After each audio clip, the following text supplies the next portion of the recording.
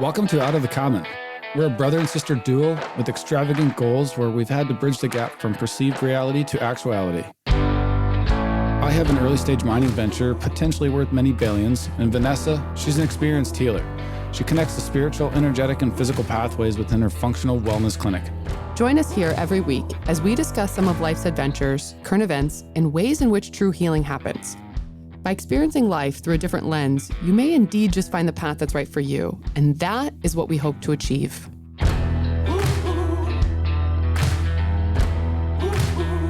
Unearthing Cannabis. Cannabis is more than just THC and CBD. And joining us again today is Ryan Heath from Shady Oak Hemp Farm. Hello. You're back. I'm back. Ryan, I know you have a whole bunch of experience in growing, trimming, laboring, smoking. I was just going to say. Probably the most in smoking, yes.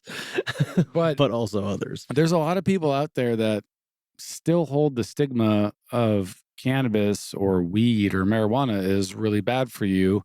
Yet we have, 30-ish states right now that have cannabis legalized in one form or another. And the trend is going to a federal legalization. But tell us a little bit about your experience and yeah, it's actually not only federal legalization, but even I think just like the last month, the UN took cannabis off of its dangerous drug scheduling list. That's a big deal. that is Not off, but like to like a Schedule 2, so it does have some sort of medicinal use. So clearly the whole world is finally just like, okay, enough is enough. Like we've seen that spending all these tax dollars trying to eradicate a plant growing is not you're trying to fight nature with laws that doesn't work very well. But yeah, so on top of my long life in cannabis use, recently I've started farming CBD rich cannabis here in Wisconsin, which is what we have. It's legal now, and hopefully on the track to just legalizing the entire plant. We're going to get into some of your processes and how the farming of it works. But the reality is, no one truly knows. I mean, is CBD the same thing as marijuana? Is the same thing as weed? Is the same thing as THC? Or is there only such things as CBD and THC? As soon as CBD went legal, if you will, their stores popped up all over. And that's seemingly what everybody knows, or the only thing most people know. Yes, agreed, for sure. So just on very basic terms, the cannabis plant produces, under different conditions, 72 different cannabinoids. And we've only had enough time to do research on a few of them, but the main one that everyone really knows about is going to be THC. That's the one that's intoxicating. That's the one that gets you the high effect. That's the one that's fun. That's the one that most people would say is fun, but there's actually another one we'll talk about later that might be even more fun than THC. Nice.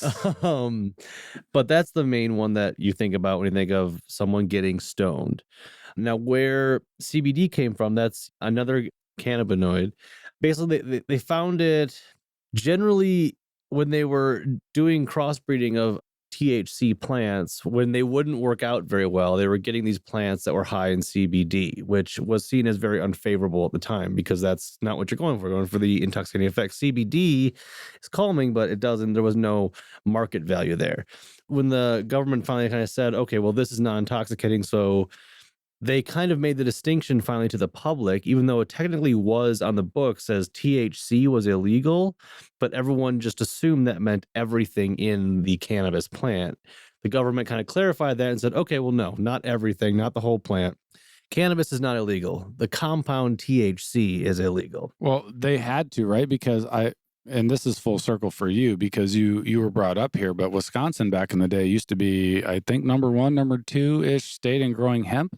Yeah, and so hemp is any sort of wild cannabis. Industrial? Well, yeah, it's what is always just kind of grown naturally. It's kind of basically cannabis was more naturally found more in southern climates, but that was obviously all brought up to illegal cannabis smoking trade, and then those seeds started falling off, and just happens to grow really well in parts of the U.S. Is that what you call your landrace strains? Landrace, yes, exactly. Stuff that was just naturally happening without any sort of genetic, not modification, but just genetic breeding, basically. It's funny because when you say hemp, or if you have a hemp oil, people are like, oh yeah, that's okay, right? So some supplement companies came out and they're like, oh, we have a hemp product, but they didn't label it a CBD product because CBD, they're like, oh, I don't know about that. But if you say it's hemp, oh, goodness. Well, and hemp oil is actually different. That comes from the hemp seed. So hemp oil doesn't have any CBD in it. Hemp oil has been legal for a long time because basically you're just squeezing the oil out of the seeds. So it hasn't had time to produce CBD yet. But it still has a lot of like the moisturizing effects. What if you call it hemp oil or a hemp product, but then you have CBD listed? Yeah, so that would be a distinction of a product made with CBD grown hemp versus pressing the oil out of the seeds. Okay, so hemp oil specifically is just from the seeds. Yeah. And so like there's that really popular lotion that's been around forever that has like the big cannabis. I think it's called Hemps with a Z. Oh, yeah. And that has never had CBD in it. It's just hemp oil because that oil is really, moisturizing. But that's where a lot of the marketing, like everyone like, oh, just put a weed leaf on it and people buy it. But the problem is now we have lost the education of like, well, what's the difference? It just has a weed leaf on it, so it's great. Well, that isn't really the point. There's so much more going on in that than just that one single. Well, I don't think people truly understand how it works. Yeah. Either. And that became a huge misconception, at least what I saw here in Wisconsin, because I haven't carried CBD, at least in a clinic, because I didn't have the time to explain to people how it was actually working. They would come in and say, it does this or it does that, or it didn't do this. And then you're instantly against it. And when you understand fully how it works, you realize it's not really doing anything. It's just essentially bringing your body back into balance. So with at least CBD, if your body needs balancing in that way, then yes, it's going to heal it. Yeah. And it's a great and a bad thing that because the government is so anti anything cannabis, no big companies got into CBD. So the only people who were really selling it were farmers and people who like know that it's good, but don't have the resources or maybe the intellectual time to explain why or figure out why. They just know that it works for them. So there was this disconnect of where's the education, because the people selling it were doing the best they could, but farming's a lot of work. So you can't be sitting there doing research all the time. And now we're hopefully going to get, especially with this podcast, help to like get where, okay, well, what is all this? Why does it work? What does it do? And why is it something that should be used probably more commonly and for things that you might not even know that it can help with? And you brought up two good points. One of them I completely forgot. The other one is it is farming. And again, what the general populace knows about farming, we see a lot of corn. We see giant combines. We see, the big trucks in the fields. We see all these things that make it seem so easy and efficient. And I got the chance to help you last season.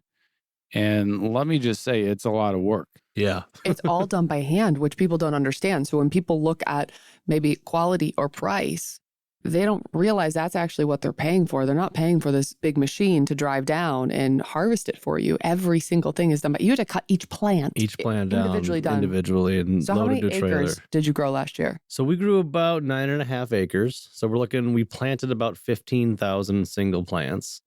And yeah, each one came down by hand and hauled in by hand and hung up by hand, and each bud taken off by hand and trimmed up by. It's just, even with some of the mechanization that there is, a lot of it, it's such a delicate plant that you can't mess with it too much. It has to be done boutique style, basically, or by hand. It's delicate, but yes, very sturdy. So the stalk, very hardy plant. Hardy is probably a really great word, because Chris, you were trying to cut some of them down and it was hard. No, we needed an axe. They were like miniature tree trunks. Yeah, very few plants can grow. I mean, a tree to grow 4 inches across takes years and years and years. These took 4 months to grow that big. Like, wow. That's insane. That's completely insane. And you're right. I like how you distinguished between hardy, because it's a sensitive plant too. It's sensitive to the chemicals. It's sensitive to the wind. It's sensitive to the water. Even, I forgot which strain it was, but it was purple and black. Yeah, the abacus. The abacus, yeah. I mean, they're beautiful plants, actually, but they have so many benefits in our use right now, not only therapeutically, but also industrial-wise and commercially. Well, and to a horticulturist, they're just... they're kind of like a wet dream. It's the same thing as like people who are really into tomatoes. There's so much you can do with a tomato plant with crossbreeding and genetics and just and so people who grow tomatoes who really like it, I mean, they go nuts. They have every different type of tomato and it grows different ways. And same thing with cannabis. Depending on how you treat every aspect of it, you can make it do a lot of different things. It will survive a lot of hardy stuff, but at the same time, it's super delicate. If you hit the plants too hard when you're harvesting, you're going to knock half of the cannabinoids off. What about even like Wow. the trimming process, right? Because you trim it to get the nutrients and water flowing to where Yeah. they're producing or they're flowering or they're budding. But even, I mean, I think you had mentioned planting the 4 feet to the 5 feet apart makes a difference because of how much water or nutrients each one's getting. Yeah, I mean, and that's where, the very popular cannabis leaf, that big fan leaf, does nothing for therapeutic because it has no CBD, no THC. It is just to gather sunlight. And by just giving the plant what it wants and trimming off, I mean, it happens with flowers too and other stuff. But as a consumable product, you don't see a lot of like vegetables and fruits and stuff being done this way. So it's kind of a cool hybrid in between different types of farming. And then again, unlike most products, once it's out of the field, you're only about halfway there. Most stuff you harvest, like, you harvest an apple, you're ready to go. Like you're only partial. You got to get every single little bud off each plant and then take every leaf that you don't want. So you're just getting the flowering part of the plant. And as Chris knew, I mean, it was a 4-step process. The big leaves, then the next size leaves, and the next size leaves, and trimmed all the way down to the pure bud. I mean, the amount of time spent is kind of wild. And what are you using the bud for? Because some people aren't trimming this way to get the bud, right? They're just sending their plant. They're not even drying their plant. And could we differentiate a couple terms here? Bud and flower, right? Definitely. Flower is a commonly used term these days, and oil and so on. Yeah. So when you say flower, you're generally talking about what you would find in a bag of weed, right? Those little green buds. Nuggets. Nuggets of goodness. And that is where all the cannabinoids are made and then stored in that plant. And the trimming part that I was talking about is going into a smokable flower product. So any, like something you would find at a dispensary. But so people are now using CBD cannabis flower just like THC. The main difference being is consumption. So anytime you ingest any sort of cannabinoid in an edible or an oil, you're basically having to send that down to your liver and that processes through there. Now that, first of all, it takes 45 minutes to an hour to get there. And it's dependent on what's in your stomach at the time. Cannabinoids like fat, you have more fat in your stomach, you're going to absorb more. And is this if you're eating, ingesting? Oils, any sort of anything other than... So a tincture, a gummy. Right. Okay, so how does that change then with smoking it? Because exactly. It's the delivery system, right? Now, I will say you do get a little bit of sublingual through your mouth when you do use a tincture. Always recommend if you're using a tincture, swish it in your mouth for at least 30 to 60 seconds. You're going to get more absorption because that is a quicker absorption through your mouth than your liver. Pro tip. Now, inhalation, so vaping or smoking or combusting actual flower, that is an immediate relief. When you're inhaling through your lungs, all those cannabinoids get right in your bloodstream instantly. That hits your lungs. So it's just kind of dependent on how you're trying to use your CBD, THC product. What are you using it for? Do you need it? Am I having a panic attack? Do I need to chill out right now? You probably want to go for more of an inhalation method. Or do I want to wind down the night and put on a show? And or am I using this as a maintenance for my life? That's where the gummies, the edibles, and the tinctures can be very helpful because they're not going to be, I'm like, all of a sudden I feel different. It's a much more slower uptake process. So it's more of a manageable kind of feeling if you need to be like doing something. So what's best for pain? Depends on the type of pain? Definitely depends on the type of pain. And the strain even maybe? Yes. I mean, that's when you talk about the different phenotypes of indica and sativa. Indicas are generally known for pain relief. THC. But what if we're talking about CBD? I'm still on CBD. Yeah, well, so do you want to take a tincture for CBD or do you want to inhale it for pain? So I would say probably it is a type of pain. If it's something that's like so painful that you needs to go right away, then definitely inhalation. If it's more of like a long-lasting, slow pain, because again, CBD isn't really a pain reliever; it's just an anti-inflammatory. So you're kind of not solving the pain. You're trying to solve the reason why you have the pain.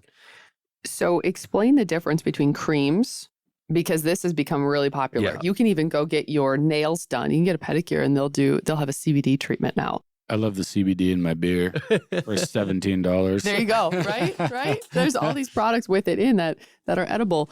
But for topical relief, explain the difference between any sort of cream, because these are expensive. Yes. And transdermal. Yes. And what works and what doesn't. Yes, and this is a big one. This is something that I really found exciting when I was actually working in a dispensary in Denver, and we just happened to be near an old folks' home, and so I had a lot of clients that were older, and like actually, I found this great charge in being able to use this plant to actually help people, not just get people stoned. This really important word on creams, that's what you said before, is transdermal. Transdermal is going to mean that's going to penetrate the skin, and actually the medicine will absorb through the skin into the bloodstream. Something that you would normally see that's like this is a nicotine patch. Nicotine patches are transdermal. That's how the nicotine gets in your body. It has a driver, a natural driver that drives into your skin. So most creams aren't going to say anything, or are going to say topical. That is putting that lotion on the top of your skin. It'll sit up there. It's so burns, stuff that you're actually trying to treat the skin. It's only going to treat the skin though.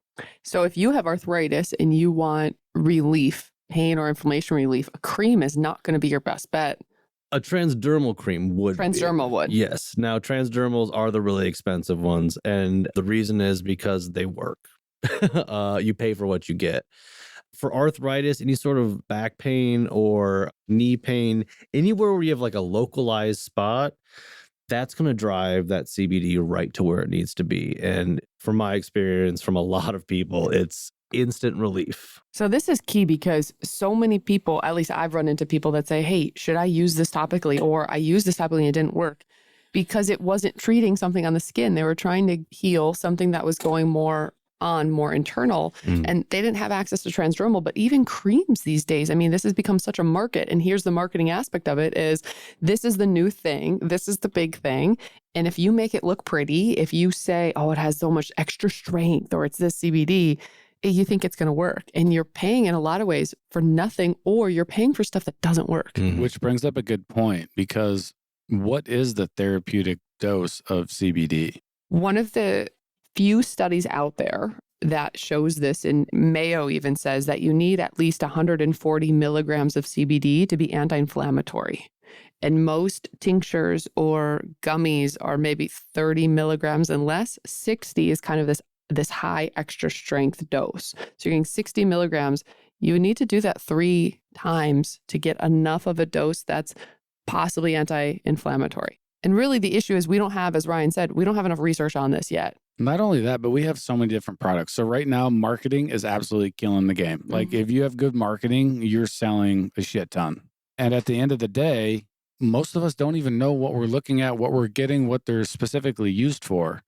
And we're not getting what we think we're getting most times. I will say most times, a lot of these products are bunk. And not enough. Especially for therapeutic. Not many people know, hey, you should actually hold it in your mouth 30 to 60 minutes, or excuse me, seconds. Not that long. You should swish it around your mouth, and any herbal tincture you should actually do that with. People don't know about transdermal creams and the effectiveness of that versus any other cream, or why you'd use it, right? People don't know that, hey, you can actually smoke CBD, and that might be a better way of getting it in you. None of this is expressed. Here might be like a good way to explain where some of that dosing came from. One, I think a lot of it came from just that's what they were dosing THC at in legal states. THC is a much more powerful cannabinoid than CBD, so that dosing doesn't correspond. But even that dosing is different state to state. It is from right? state to state, 5 or 10 milligrams depending on the state. But CBD growing has only been legal for 2 years, 2018 Farm Bill. Brand new market. When it first happened, there wasn't anything on the market. So a liter of CBD oil 2 years ago was $8,000. So you were trying to make a profit off of that, right? Which was hard to do at high dosing. Well, now we're down to like an $800 a liter. So this too much cost to be an effective dose is gone, but there's so many products out there that people already have, and they're just like, we got to figure this out before, because now it should cost nothing to have a very, very high dose CBD product and not have to charge a lot for it. And speaking of, this is a good segue, because there are so many different products smokables, ingestibles, tinctures, edibles, cookies, blah, blah, blah. We have thousands of different products. Let's talk a little bit about the strains, because Woodstock days to 2021, we have a astronomical difference in the quality and the types of cannabis we're growing these days. Yes. And it's funny because a lot of people, it's like, oh, the weed these days is so much stronger. Why is it the strains? Is it this and that? Well, yeah, some of the crossbreeding and strains have definitely made stronger, more potent flower or cannabis, but at the same time, we're just growing it better. In the 70s, they were just growing outside. They weren't taking this type of care. No trimming, no real nutrients. Yeah, there was nothing. basic stuff, Right. but that's the difference, is that it's not stronger. We're just letting it grow to its full potential now. Not only that, I believe, as everyone thinks it's maybe more of a science of sorts, it's an art. It's way literally an art form. Yeah. And it's so cool because the way you harvest and the way you do things may be slightly different than the next person. And it's always going to be different. Yeah. Exactly. And it's how you see your art form, because the reality is this plant is a damn piece of art. It can do so many things. Because it's not legal, obviously, we're only scratching the surface of what it's capable of doing. But literally, I took a motorcycle ride up the Pacific Coast Highway, and it was one of the most beautiful rides I've taken in the United States. But getting up into Oregon and Washington, you're going through the beautiful mountains. And then it's like just shaved, clear-cut trees. And like you said, it takes years and years to grow these trees back. No one's ever, for the next 20, 30 years, are going to see hardly any trees in those bald spots, right? So we're just clear-cutting woods. When in reality, you had approximately 10,000 plants that you literally could use all the stocks for paper, any petroleum products, really. Well, and that's where we get into the most epic thing about cannabis, is it can be a completely full use crop, which doesn't exist, where you use every part of it. Wow. That just doesn't, in modern day, doesn't really happen. You always throw something away. Taking us back to Wisconsin's amazing history with growing hemp. Wisconsin was just behind Kentucky in hemp production for rope for World War II. It was a huge part of the American war effort to grow as much hemp as possible because we needed rope. So George Washington had hemp fields. Like, this was seen as a crop that was going to bring America up, because it was the most amazing thing ever. It does everything you could think. It makes clothing. Now it's a medicine. It makes necklaces. It makes really cool hippie necklaces with really awesome glass beads. Yeah, right on. But it also rejuvenates and replenishes the soil. And that's the other crazy part. How many plants do that? It literally pulls the bad stuff out of the soil and doesn't put it into the flower somehow. It just sticks it in the stalk. So none of that negative stuff gets into the consumable product. It stays detoxifying the land and makes the land better. What if that was a cover crop in between all these other? It should be a cover crop, because it doesn't a growing season, right? Or it's and I'm very excited this year. The other farmer didn't seem as stoked about it as me, but so I have one field that I planted hemp in last year, and it's next to the field that I didn't plant, and he planted soybeans. And this year, now I'm going to have two fields side by side, both with corn in them. One had hemp in it the year before, one didn't. I'm really excited to see if the other field's going to show a difference. I mean, I think that's really, really going to be an interesting thing to see this year. If my 1 year of hemp farming, I bet you he's going to yield a good crop. I bet he does. And the bushel, I think I just saw it $7 for a bushel of corn right now. He did say to me, because when I brought it up, because he has a guy that goes out and checks all his fields, and he's like, yeah, when my guy came out here, he said I didn't need to put any fertilizer down this year. That's really weird. Wow. It's like, huh. That's really cool. That's interesting. That's really neat. And tell us a little bit more about your farm, because first of all, you've met so many other farmers here, because you never considered yourself a farmer until this last year. No, definitely right? not. But you do. You have a farm, you have a tractor, you have all. It's the greatest thing I've ever done in my life. Up with the sun and down with the sun. But a lot of farmers in Wisconsin took on hemp and weren't successful. So I want to touch upon that. That's a great thing to talk about. And then also just kind of their thoughts on it of, well, let's just seed the land and see what happens. Yeah. So why weren't they successful, and what's the difference? The main thing is just basic. It's a young industry. It's fucking hard work. It's that's round two for sure.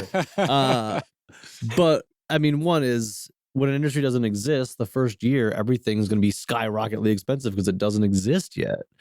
So year 2, everyone goes, hey, I can make $1 million off of an acre. That you can't do that with any crop in the world. And at the time you could for like 8 months. And if you missed that, then you were on your ass. Wait, I can't sell this for anything because it just went to nothing really, really quick. But that is any industry, and especially in farming. And how often does a new agricultural product come along? Like never. So there was, from traditional farming methods, hey, I can just plant a big bunch of this, pull it out, and I make my money. That's not how hemp works. Like I was saying earlier, like pulling it out of the fields, you're about halfway there. You're not even over half. And that's like usually where farmers are like, we're done. And we're in this right now. There's an educational period of people going, oh, okay, well, this isn't, yeah, I can make $1 million, but I need to spend so much in labor to get that done that maybe it's not worth it to me. A lot of farmers are dying out, but it's going to start coming back up here in the next couple of years, I would say, because people start to figure out how it works. And the fact that hemp is unlike any crop, quantity does not necessarily mean profit. Small quality means profit. Corn is corn. Quality doesn't matter. Quality is number one in the cannabis game. I mean, that's what people are looking at a lot of times, right? If you go online and do any research, they're showing close-up pictures of buds. Yeah. Well, then it's also like, again, corn grows. Hemp grows anywhere, easy. Growing it to have a lot of CBD or a lot of THC in it, that's the hard part. But it will grow. It easily will grow anywhere. And this is the connection with looking at it from an herbal perspective, because when you're dealing with herbs, you're looking at certain phytochemicals in the plant, and you want them to be, you want to have enough to have a therapeutic benefit. And so when you're growing cannabis, it's the same thing. You're looking for these therapeutic benefits and not just growing the plant to get big and tall and then send it towards processing. Yeah. Right? So you just got news back from your processor. You just got your hemp made into oil. And what did you find out about that? Yeah. So first year, I did as much as I could, as much research, and worked as hard as I could to create what I would say is the best crop I could at the time. And I thought it was pretty good. And I had seen a couple of other people's crops, and I thought mine was definitely better. At least it tested around 10% CBD, which is like kind of your minimum for being profitable. But I get a call back from them, and it's Goodland Extracts, actually. I'll give a shout out to them. They've been really, really amazing. They're just outside of Milwaukee. And, they gave me kind of a range of what I was to expect, your average of what we get out of however many pounds. And it's around 35 pounds makes about a kilogram of oil. And they came back on, holy cow, like this is the second best run we've almost ever done. Like you came out at like 21 pounds to make a kilogram of oil. And that's like almost unheard of. That's just really quality, amazing stuff. Like we enjoyed working with it. We were milling it in our facility and the whole place smelled beautiful. And we were all just really happy about this. And I was pretty kind of blown away about it. But that's what shows that you can be successful at this. You just have to really do your research and put the time and energy into doing it, because it's a beautiful thing to do when you do it. That's like saying you can be successful as an NBA basketball player. But anyone can do this. They can't. Don't get it twisted. They can't. Not anybody can do this. Right. You guys dropped off the dry product, and you saw products sitting in these super sacks that were wet or moldy or whatever. And it's like, that's what's getting processed and put into these products that get marketed to everyone. And then you try CBD and you go, it doesn't work. Well, duh. So this is what I was getting at, is that when we were there, number one, those guys were super awesome. They weren't quite expecting the delivery. There was a little miscommunication there, but we got Yeah, but they were awesome. And then, you had mentioned that planting it is only half the process, or once it grows, it's only half the process, which is true. And then if anyone's seen one of these processing facilities, I mean, talk about chemical engineers and everything that goes into it. Like, it's wild what they're doing to get the oil out and how they're doing it. Yeah, high pressure with, they CO2 or ethanol, or a lot of different ways to get it out. And it's just, this isn't a bunch of guys in a room smoking joints. This is like technological. This is biochemicals. I mean, what did they say? They had what were the two chemists? Like they had a couple degrees. Anyways, these guys are smart guys running some pretty technical equipment. Yep.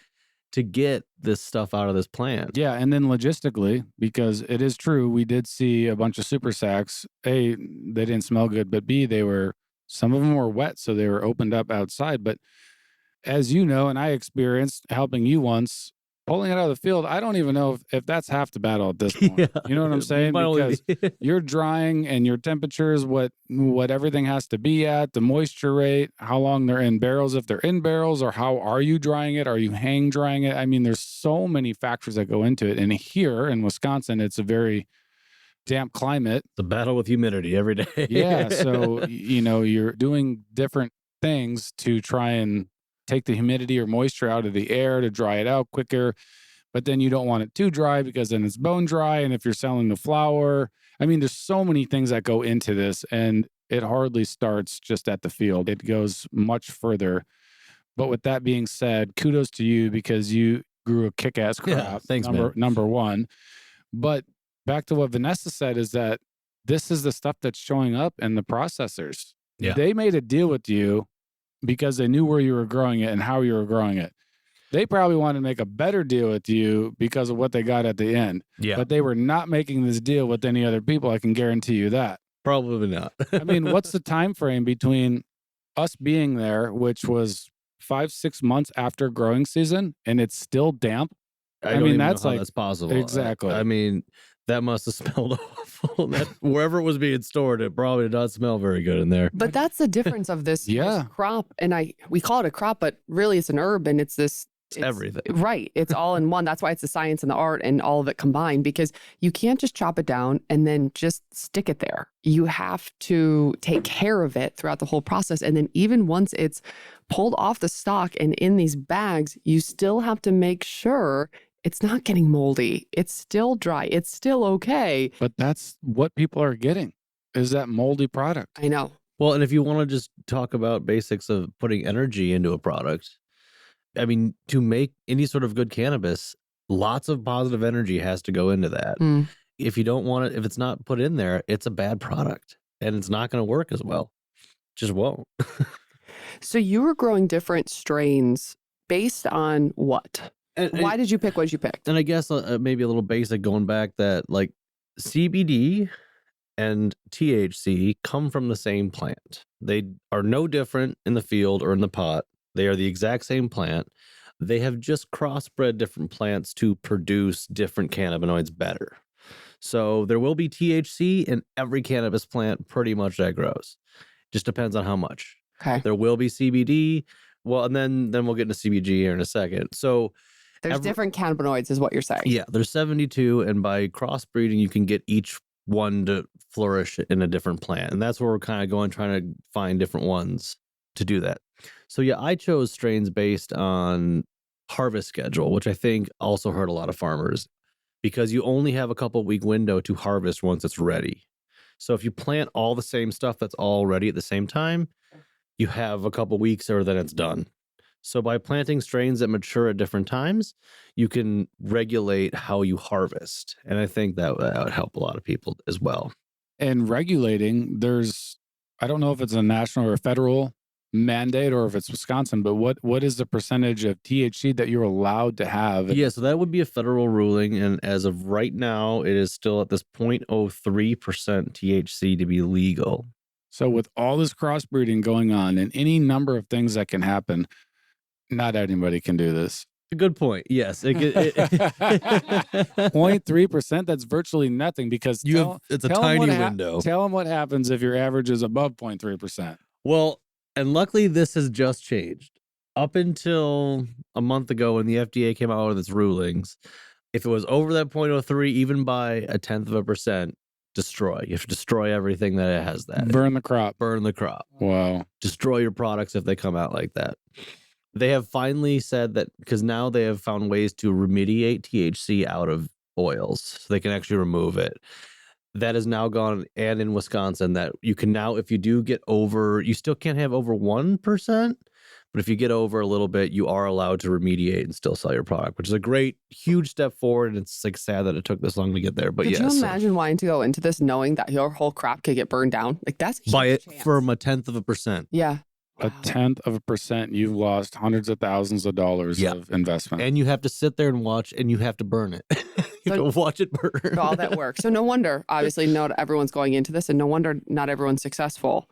I agree. And you know what? Real quickly, I have to tell you that speaking of watching it burn, I came back from Canada one time and we had gotten Cuban cigars and they stopped us at the border because we were college kids.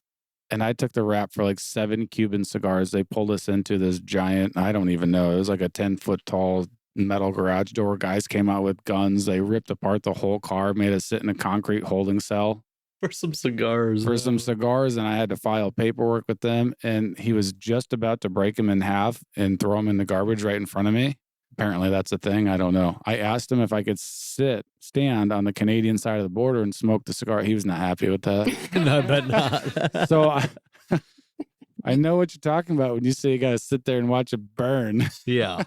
Before we pull this all together, talk a little bit about CBG, because that is a little bit more research going on and there's not too many products with CBG in it, but it's kind of a marketing ploy right now. What is CBG? Yes. So I'll reiterate one more time. So 72 cannabinoids are produced by the cannabis plant. CBG is a new one. Just another exciting one is for people to start keeping their ears open is THCV and THCZ. They're finding that the Z is really helpful for diabetics, and the V they're finding is actually it's an appetite suppressant. So really good for obesity. Interesting that the THC can make you not hungry. I thought it made you go to the cabinet. Yeah, well, the regular Delta 9 THC does definitely do that. CBG is really cool. So that was a strain I grew of the white CBG from Oregon CBD.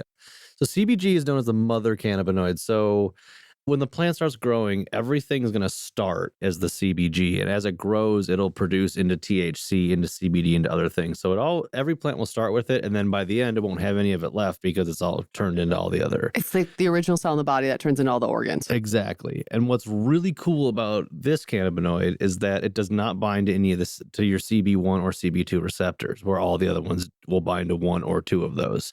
By not binding, it allows those receptors to stay open.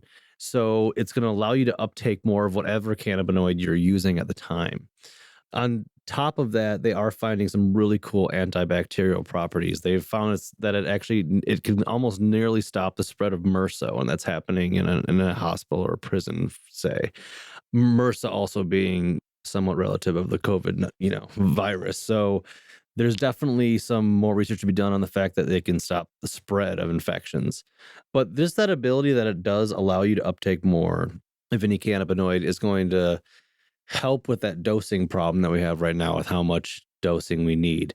By adding CBD to anything, it might help us get better dosing and understanding how this works better with our endocannabinoid system. Or what about allowing it to make your product last longer? Yeah. Maybe 5 milligrams of CBD will feel like 25 with some CBG a booster of CBG in there as well. Which is really cool. First of all, thanks for coming back today, Ryan. We enjoyed the information and the conversation. Of course. But I do have to say that I'm sitting with 2 people here that have a new company and new products launching soon because, you did mention it lasts longer. I'm going to leave that there. It's a female health line. And it does have CBD in it, and it's going to be super kick-ass, but we're going to leave the details as it rolls out here in the next few months. But we do appreciate you being here, Ryan, and we hope you all enjoyed this conversation. It leaves you with a little bit better understanding of the process, the purpose, and the power of the cannabis plant in general. Thank you for listening. Join our community at outofthecommon.net and pass along a prayer and positivity today.